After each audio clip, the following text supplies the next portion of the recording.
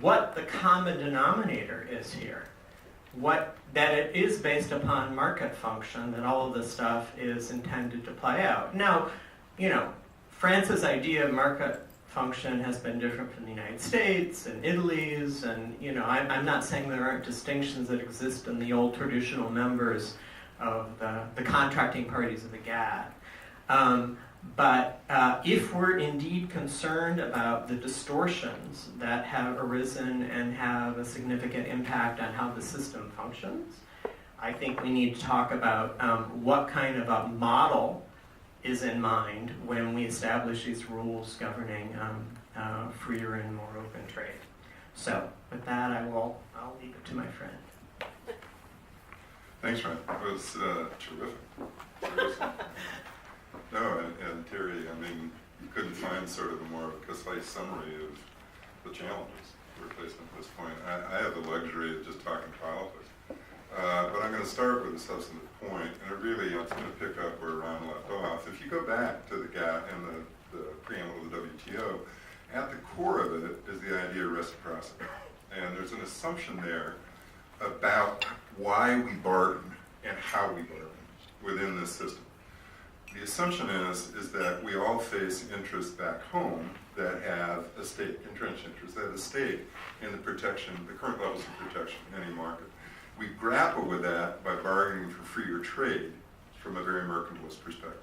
We try and build an export constituency of sufficient strength and breadth that it gives us the political leverage then to grapple with the interests that are going to resist liberalization as part of it.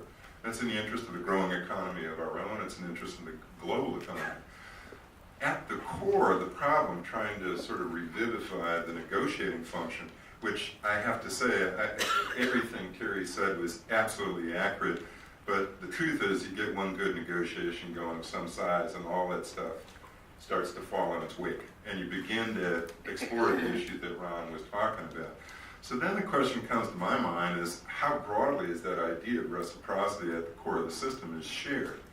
And that's where is the predicate for what I'm going to say about the politics. So just taking a look at where the administration is, do you think that the opting for bilateral rather than multilateral approach is actually something that is going back to where the United States was in the 1920s and 1930s?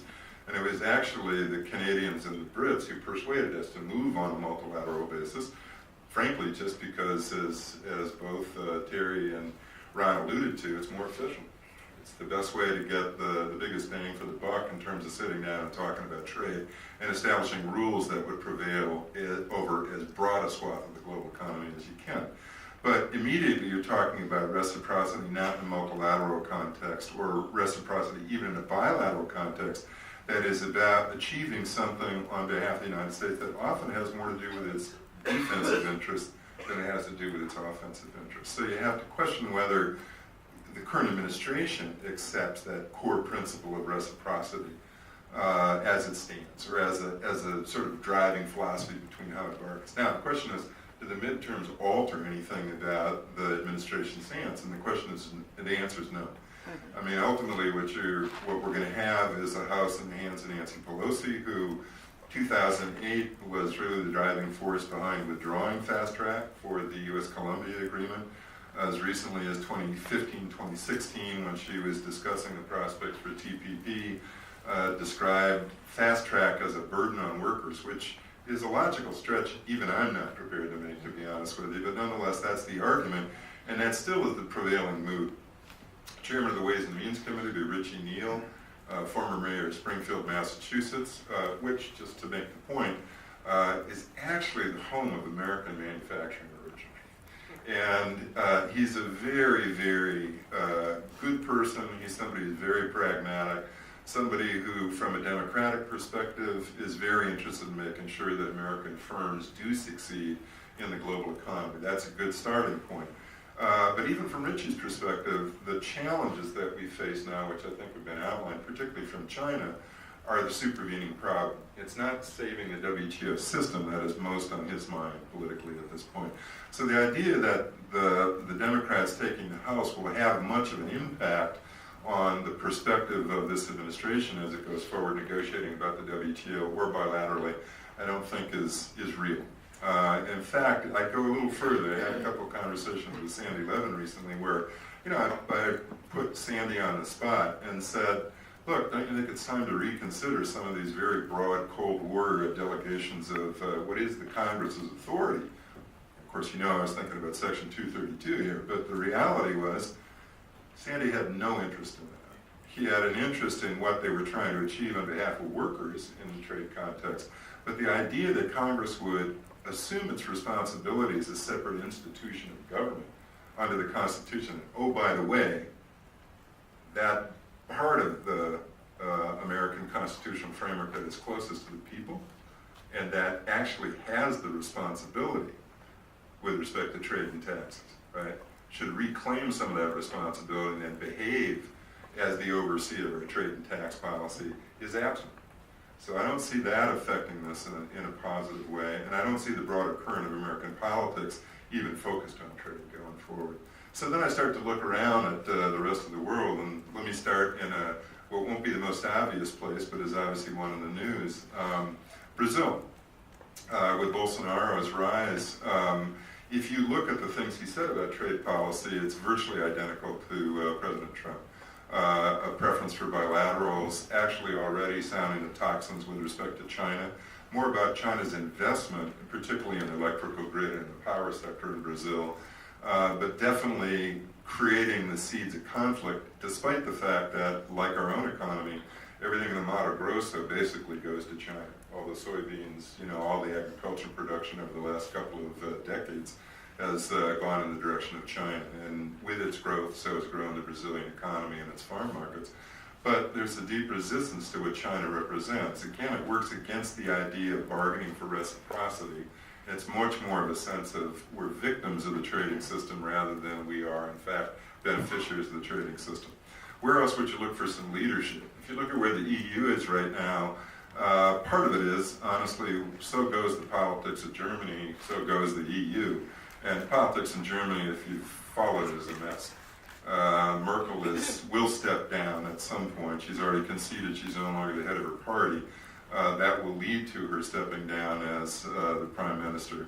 There are three, essentially, candidates for the party leadership. It's unlikely that her anointed successor, the so-called mini Merkel, is likely going to succeed to take over the party. And a consequence is, I asked this at one point of my son as we were walking a pilgrimage through France, and we kept running into people who couldn't describe what France was in the global economy or what its identity was. And I said, how do you do a trade deal with Europe if France doesn't know who it is? Well, I think we now have a situation where France knows more of who it is, but now Germany doesn't. And it's also preoccupied with what's going on in Eastern Europe.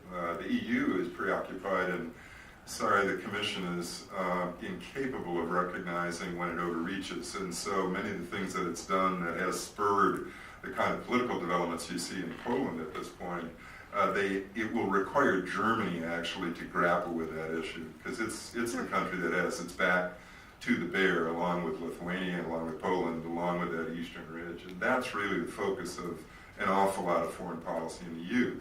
Now, is it prepared to do things on a reciprocal basis? Absolutely.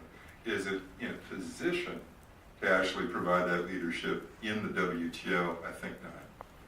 So who else is going to do it? If you think, ironically, for all of us who grew up negotiating with Japan that was a follower but never a leader, Japan finds itself in a position where it is actually being obliged to lead. And it's very uncomfortable, I think, for the Japanese to be in that role, right? It's not a traditional part of their prospect. The politics there is that, Abe's tenure is, it will draw to a close. The sort of power behind his prime ministership is waning. It's getting deeper into his term of office. And the energy that got spent in terms of the TPP and then the follow-on without the United States may have exhausted really the underlying political push for the kind of liberalization you'd like to see. China's their bogeyman as long as it is with everybody else, but trying to find a real support or revivifying reciprocity is unlikely. from Japan. Excuse me, if you look at one other part of the EU, and now this is something that's shared with Britain, which in a post-Brexit world will be capable of having its own trade policy for the first time in a very long time. But there's other aspects of its government that are engaging in proposals that are deeply inconsistent with the idea of the WTO and the idea of a multilateral trading system, multilateral rules, and the idea of reciprocity. Excuse me. Most importantly is the proposal that they put forward on digital taxation of services. If you think about this seriously, this would be a first ever tariff on services. Up to this point, when we've negotiated services liberalization, we focused on the conditions of access, a little bit like bar exams state by state in the United States. It's a regulation of services across jurisdictions. That's not what the digital tax on services represents. There's a host of other reasons it's problematic. It violates international tax norms that are dedicated to avoiding double taxation. It avoids principles with respect to the source rules that have governed international tax for years and years. But at its core, it is a mercantilist attempt to tax what are a series of companies that are part of the American comparative advantage. And if you listen to the words that are used in describing this, it's all about protection. It's cast in terms of a broader influence as if these companies are escaping taxation, which anybody who followed the tax reform effort in the United States, first thing to remember is what all those people were saying was untaxed income was U.S. source income. It didn't belong in the hands of European companies and is now subject to tax in the United States under the new rules in a way that it wasn't before. So the idea that this argument that it's untaxed and that justifies the action just doesn't hold water. So what's the source of support? Does it lend itself to the idea of sitting down in a multilateral setting and actually pursuing liberalization on a reciprocal basis? And I would say it doesn't. So that leaves you pretty much with lonely Canada, which, forgive me for all my Canadian friends in the audience, but there's always a touch of hypocrisy in the Canadian position because it's easier to be a follower than a leader. Now this time I think Canada's trying to lead, but I was just ticking through what was going on in Ottawa, and the list didn't actually grapple with the challenges to reform. It actually was a discussion about what new items should be on a negotiating agenda going forward. All that's well and good, but the flaw in that, honestly, is that it doesn't start with the predicate of, do we actually have support among other WTO members for the idea of negotiating on a reciprocal basis? It assumes that, rather than trying to actually identify whether politically it's possible. So I apologize for a very pessimistic view, but the political currents are not moving in the direction of WTO reform. So we had a call on all of this. I must say I was pretty depressed after talking to these guys. So great comments by everybody. I wanted to throw out a couple of things that need to sort of be added to the mix. One, Grant, you talked about the digital fees and whatnot.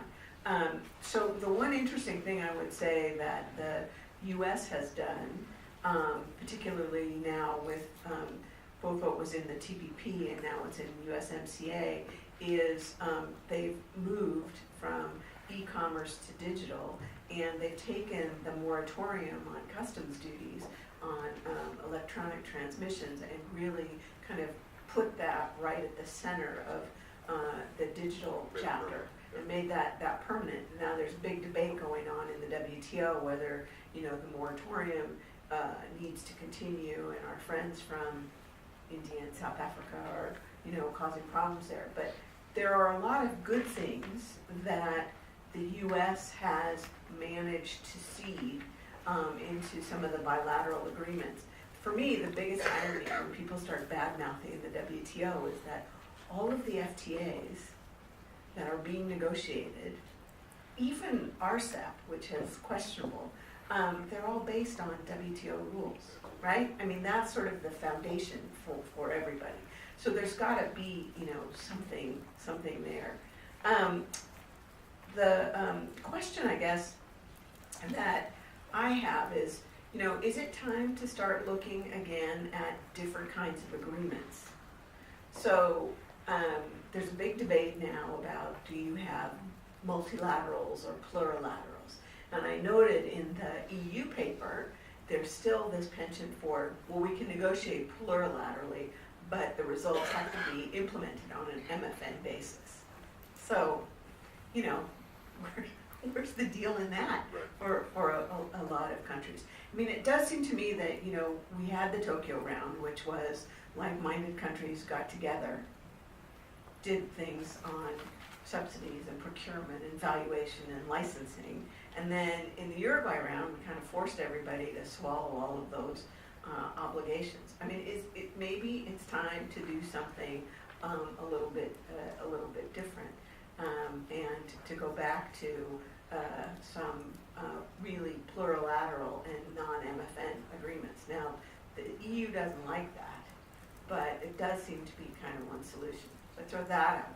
Another thing that somebody has suggested is that, you've got CPTPP and you've got Japan-Europe agreement. What happens if all of those countries just get together and decide that that's going to be the new system? Does that work? How does that, that clearly leaves China out, but it clearly leaves the US out. I mean, is there an incentive for some of these like-minded who've been challenged to pick a lane to maybe take a different direction? Just throw that out. A third thing that I would ask is, there's been a lot of talk about special and differential treatment. And I was amazed when I went back to look at some things that people are still talking about the Doha agenda. And you have to implement the Doha agenda. And, with all due respect, and I was there at the scene of the crime, a lot of crimes. It's over. And people are 2002. people are talking now about, well, do you really actually need any kind of S&D? And can you get rid of it? Now, we had some good conversations at the end of the Uruguay round about looking at that further. But even the EU paper for the first time talks about graduation. It actually wrote out graduation. I was stunned at that.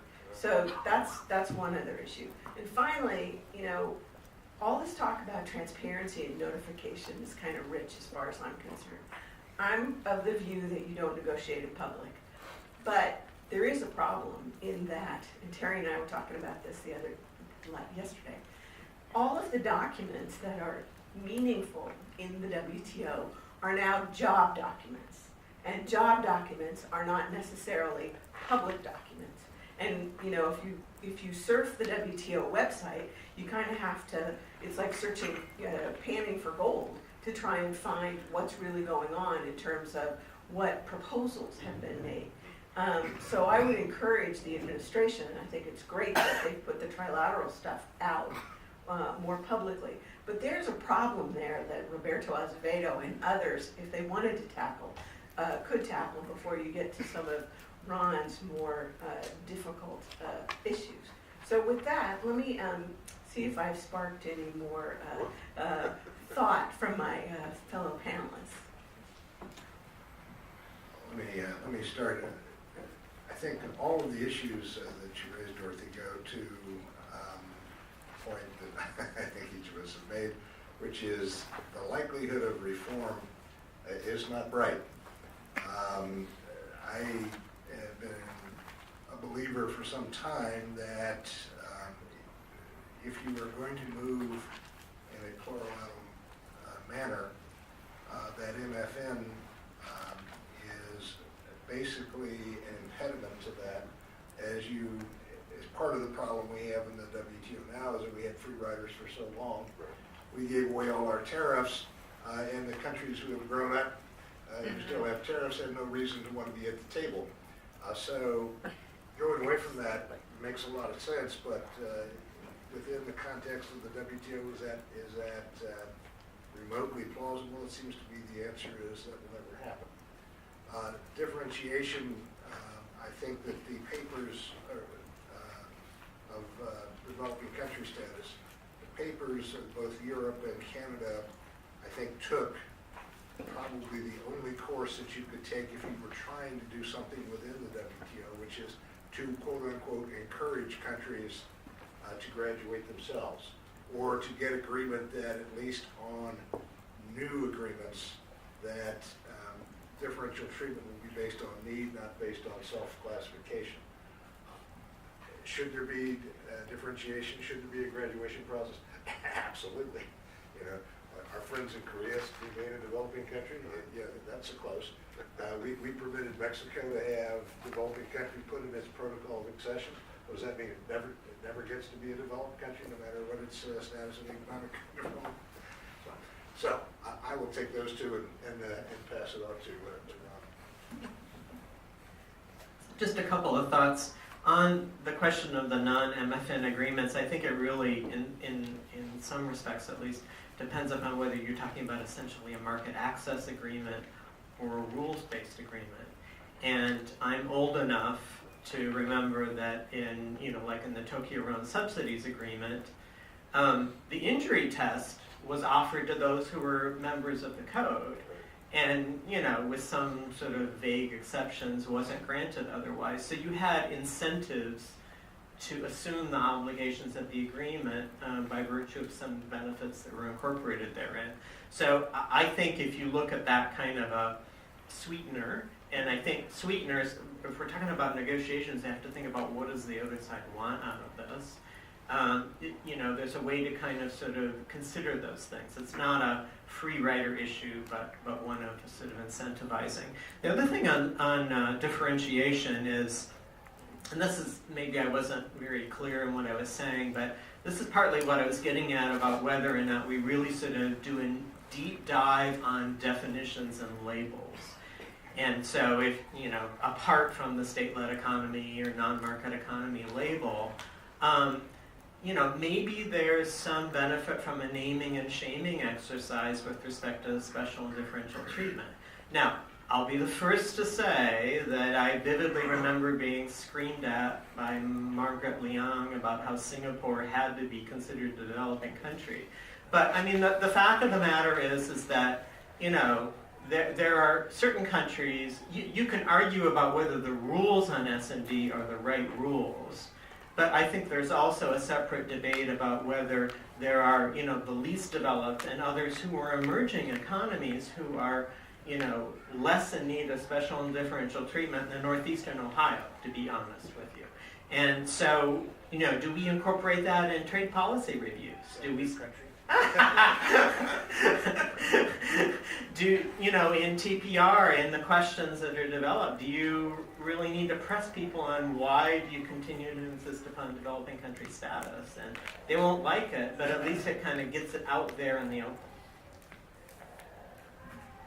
Part of what you did, I think, Dorothy, is set up a response to Dennis Shea, right? Because Dennis can say, choose a lane to glib things, right?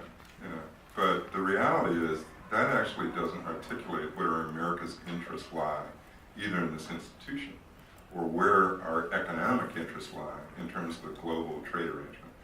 And what I mean by that is if you were looking at what the United States has to do to get economic growth out of our economy, we have to push the technological frontier outward. No other country actually has to do that for their growth. That means that everything we do in terms of this trading system has to be driven by that goal.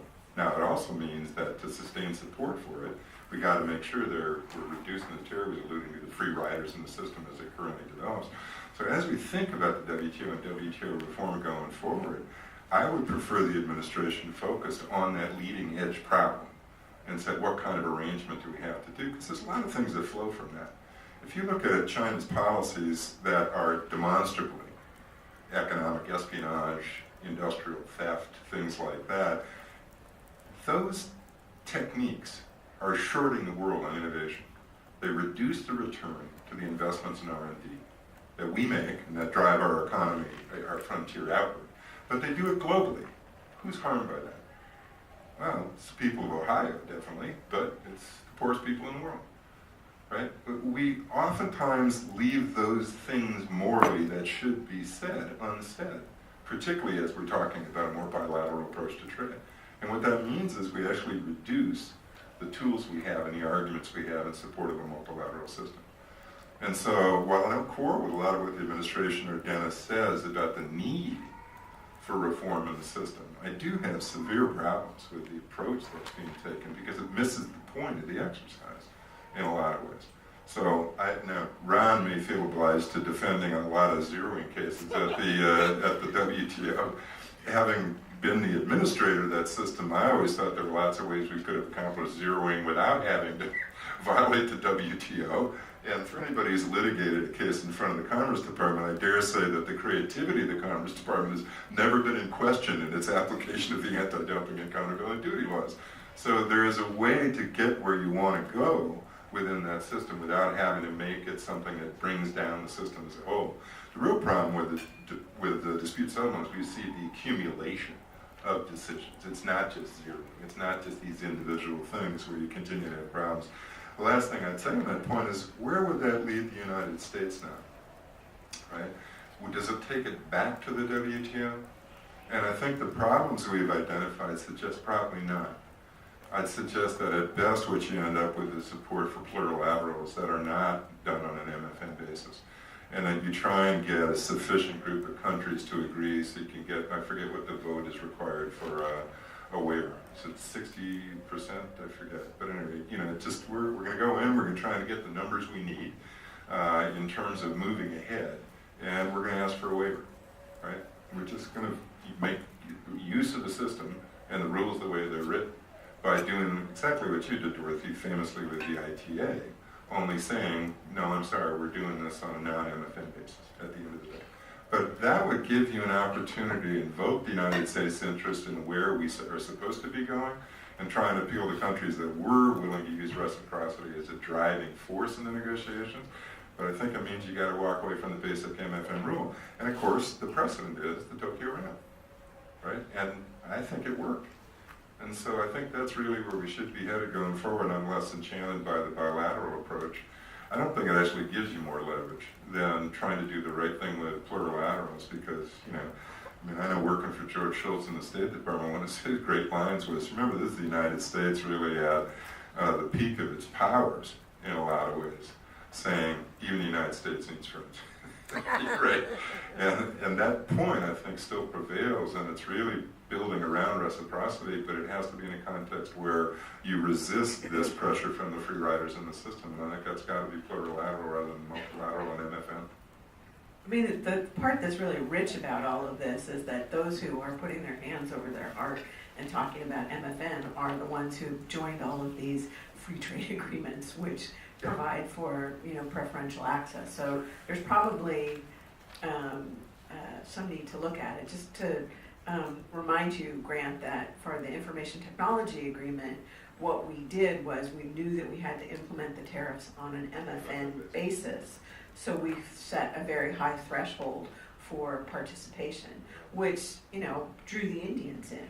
Now they're in breach of all of their commitments, but so is the U.S. at this point. So it's hard to look at that. But I think that there's, you know, there may be a difference, as Ron puts it, for MFN for rules, or some of the rules, and something else for, you know, market access related issues. So